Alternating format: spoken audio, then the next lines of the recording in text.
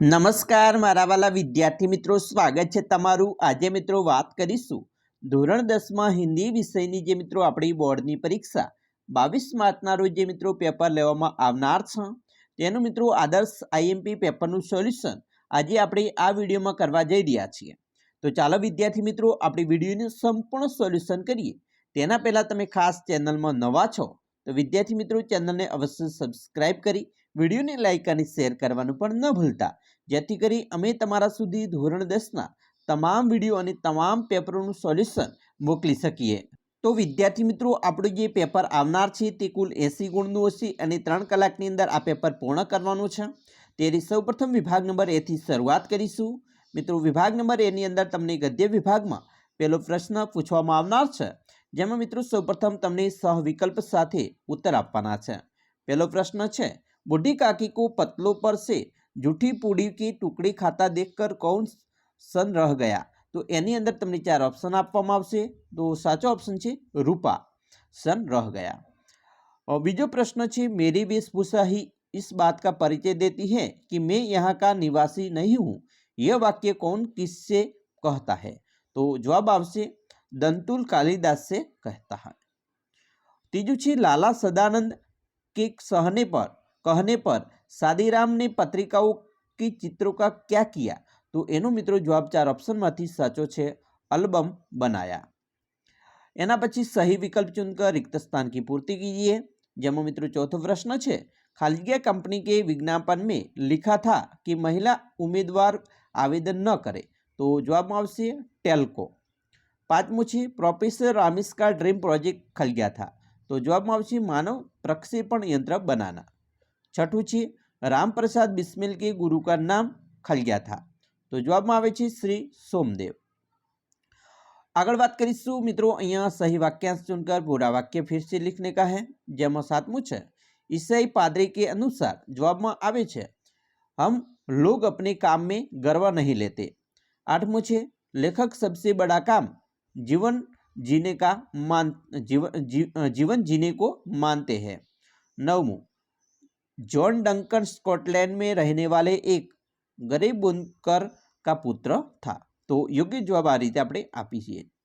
हवे मित्रों एक एक वाक्य में जवाब आपवाना छे। जेमां 10मू है, लेखक के श्री प्रकाश के अनुसार सच्चा देशभक्त कौन है।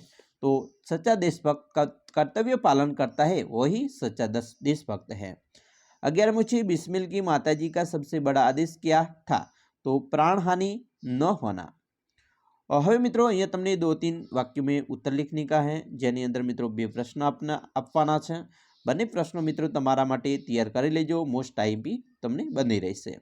21मो प्रश्न है, बूढ़ी काकी कब रोती थी अथवा आंद्रे गिद के अनुसार खुश रहना नैतिक उत्तरदायित्व है कैसे। तो योग्य जवाब आपणे अहींया तैयार करवानो छे। एना पछी 4-5 वाक्य में उत्तर लखवाना छे। 13मो है प्रश्न, लेखक के दृष्टि में मनुष्य को एक स्थान से दूसरे स्थान पर कैसे भेजा जा सकता है। अथवा चोरी का पता लग जाने पर नंदन ने बिंदु के साथ कैसा व्यवहार किया और क्यों। मित्रों खास तमने जो प्रश्न मित्रों तमारी परीक्षा में आवे छे ए तमने आवड़शे, तमे वांच्युं छे बराबर सारी रीते, परंतु जो तमने प्रश्नों जवाब मित्रों ख्याल नहीं तो तमे जे प्रश्न वांच्यो छे पाठनी अंदरथी तो एनी अंदर मित्रों तार्किक तमारी दृष्टि दौड़ावीने मौलिकता वापरीने प्रश्नोने जवाब लखीने आववानुं छे। मित्रों छोड़ीने प्रश्न आववानो नथी, जो छोड़शो तो तमारो मित्रों मार्क्स कपाई जशे। एटला माटे जो तमने न प्रश्न आवड़े तो तमे जे भण्या छो, जे पाठमांथी तमे जे भण्या छो ए लखी देजो बराबर, तो तमने मार्क्स मळी जशे। एना पछी मित्रों कथन आशंका स्पष्ट कीजिए, जेनी अंदर जोईशुं लड़कों का बुढ़ों से प्रति स्वाभाविक विद्वेष होता ही है। अथवा बीजो प्रश्न है, धन सुख का जादूगर भी है और शांति का डकैत थी। तो अहींया मित्रों तमने 2 गुण में आ रीते आशय स्पष्ट करवानो पण पूछवामां आवशे। विभाग बी पर जईशुं, जेनी अंदर पद्य विभाग है। पद्य विभाग अंदर मित्रों सौप्रथम विकल्प स्वरूपे केटलाक प्रश्नों है। 15मो है, कलधोत के धाम का अर्थ होता है। तो सोने का राजमहल। 16मो है, भारत का भाल खल गया है। तो हिमाचल। 17मो है, खरहा कहाँ रहता था। तो जाड़ी में। एना पछी मित्रों विकल्प चुनकर रिक्त स्थान की पूर्ति कीजिए। 18मो है, प्रभु स्वामी है तो भक्त दास है। 19मुं छे लोमड़ी ने खलग्या कहकर कुत्ते को संबोधित किया तो मामा। 20मुं छे साधु बाहर से खलगा होता है तो नम्र होता है। एना पछी वाक्यांश चुनकर पूरा वाक्य फिर से लिखिए। 21मुं छे मीराबाई ने अपने सदगुरु की कृपा से राम रतन धन पाया। 22मुं छे आजकल के साधु के सामने कोई तर्क करने आए तो वे अपने पोल खुल न जाए इसलिए मौन रहेंगे।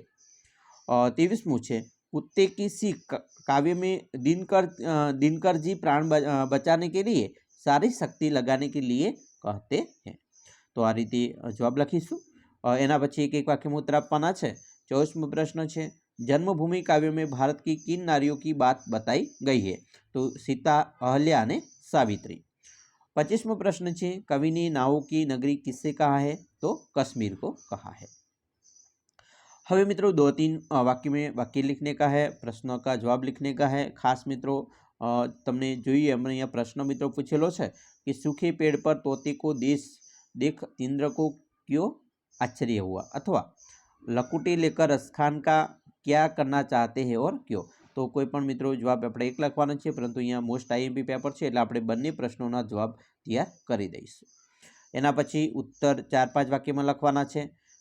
तोता और इंद्र का संवाद अपने शब्द में लिखिए। अथवा बीजो प्रश्न है भारतवर्ष हमारा है काव्य से क्या बोध मिलता है। तो ये पण मित्रों 3 गुण में लखवानो छे। खास मित्रों कोईपण प्रश्न छोड़वानो नथी आपणे थतो। एना पछी पंक्ति का आशय स्पष्ट कीजिए। जन्म जन्म की पूंजी पाए जग में सबे खोवायो, अथवा जब भी भूख से लड़ने कोई खड़ा हो जाता है सुंदर दिखने लगता है। तो આવી રીતે સરસ મજાના પ્રશ્નોનો જવાબ આપણે તૈયાર કરીશું અને લખીશું। હવે મિત્રો વિભાગ સી એટલે કે વ્યાકરણનો વિભાગ કહેવાય। વ્યાકરણના વિભાગની અંદર જોઈએ તો કહાવત का अर्थ स्पष्ट कीजिए।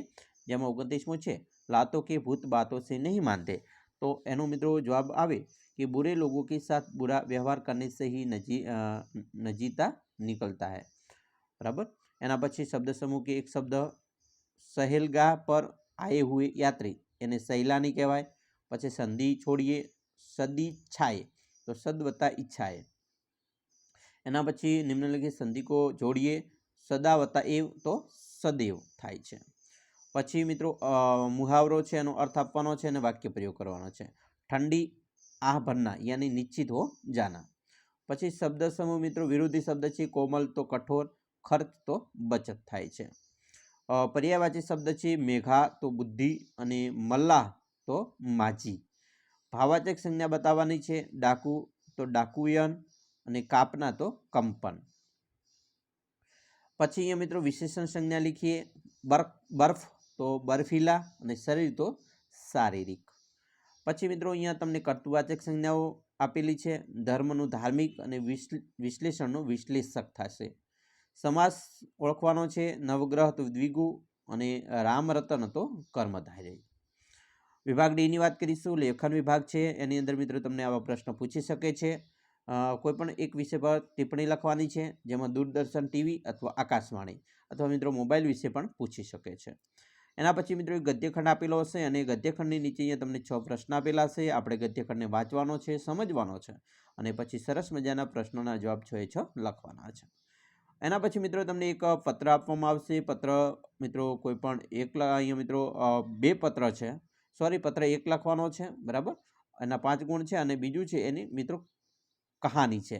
કહાની મિત્રો અહીંયા તમને આપેલી છે મુદ્દા આધારિત। તો સરસ મુદ્દા આધારિત આપણે કહાની છે મિત્રો 100 થી 150 શબ્દોમાં લખી શકીએ અને એના 5 ગુણ મેળવી શકીએ। અને નેક્સ્ટ છેલ્લો પ્રશ્ન હશે તમારો નિબંધ। નિબંધમાં મિત્રો मेरी माँ, कोरोना एक महामारी, स्वच्छ भारत, बराबर। तो आवा निबंध पण पूछी शके छे 7 गुणमां। तो खास આવી રીતે તમારું પેપર છે એ મિત્રો આવવાનું છે। મિત્રો નિબંધ છે એ પણ તમે જોશો અહીંયા 150 શબ્દોમાં લખવાના છે, પરંતુ આપણે ઓછામાં ઓછા 2 થી 3 પેજ ભરી નાખીશું, એના 7 ગુણ મળી જશે। મુદ્દા આધારિત લખવાનું છે, પ્રસ્તાવના બાંધવાની છે અને વ્યવસ્થિત રીતે આપણે મિત્રો નિબંધ છે એ સરસ રીતે મુદ્દા આધારિત મૌલિકતા વાપરીને લખવાનું છે। બરાબર, જેથી તમને મિત્રો પૂરેપૂરા માર્ક્સ મળી શકે। જો આવી રીતે તમે તૈયારી કરશો તો તમને સારા એવા મિત્રો 80માંથી સારા એવા 70 ઉપર તમે માર્ક્સ ખેંચી શકશો। તો ખાસ મિત્રો આદર્શ આઈએમપી પ્રશ્નપત્ર પ્રમાણે તમારે તૈયારી હોવી જોઈએ। આશા રાખીએ છીએ તમને આપણો આ વિડીયો ખૂબ જ ગમ્યો હશે અને મિત્રો વિડીયો ગમ્યો હોય તો લાઇક કરજો, તમારા મિત્રો સુધી વિડીયોને શેર કરવાનું પણ ન ભૂલતા અને ખાસ ચેનલમાં નવા છો તો મિત્રો ચેનલને અવશ્ય સબસ્ક્રાઈબ કરી દેજો।